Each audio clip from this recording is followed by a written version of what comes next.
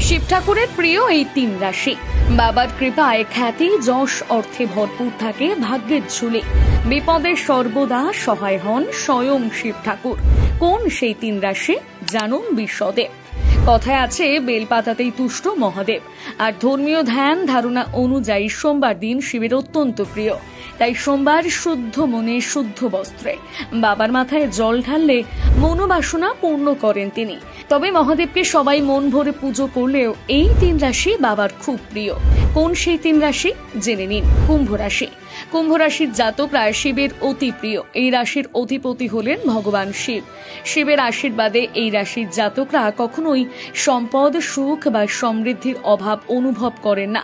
তারা সমস্ত প্রতিকূলতা কাটিয়ে উঠতে এবং একটি পরিপূর্ণ পারিবারিক জীবন উপভোগ করতে পারে মহাদেবের আশীর্বাদে।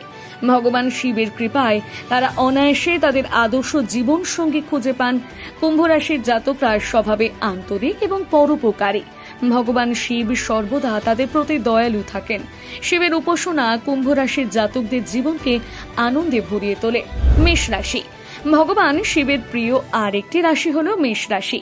এই রাশির জাতকদের ওপর ভগবান শিবের বিশেষ আশীর্বাদ আছে। ভগবান শিব তাদের জীবনে যে কোনো চ্যালেঞ্জ দ্রুত সমাধান করেন। তার কৃপায় এই রাশির জাতকদের কর্মজীবনে দ্রুত উন্নতি হয়। সমাজে তারা বিশেষ সম্মান ও স্বীকৃতি অর্জন করেন। আর্থিকভাবে তারা কখনোই কোনো বড় অভাবে পড়েন না। শারীরিকভাবে সুস্থ থাকেন। মকর রাশি। মকর রাশির জাতকরা ভগবান শিবের অতি প্রিয় হয়ে থাকেন। এই রাশির জাতকদের দৈব অনুগ্রহ প্রাপ্ত হয়। এই রাশির অধিপতি হলেন ভগবান শনি। তিনি শিবের ভক্ত। তাই এই রাশির জাতকরা কর্মজীবনে বিশেষ উচ্চতায় পৌঁছতে পারেন। যদিও তাদের মাঝে মাঝে পারিবারিক সমস্যা হয়, তবে তাদের প্রজ্ঞা এবং ভগবান শিবের আশীর্বাদ এই সব চ্যালেঞ্জ কাটিয়ে উঠতে সাহায্য করে।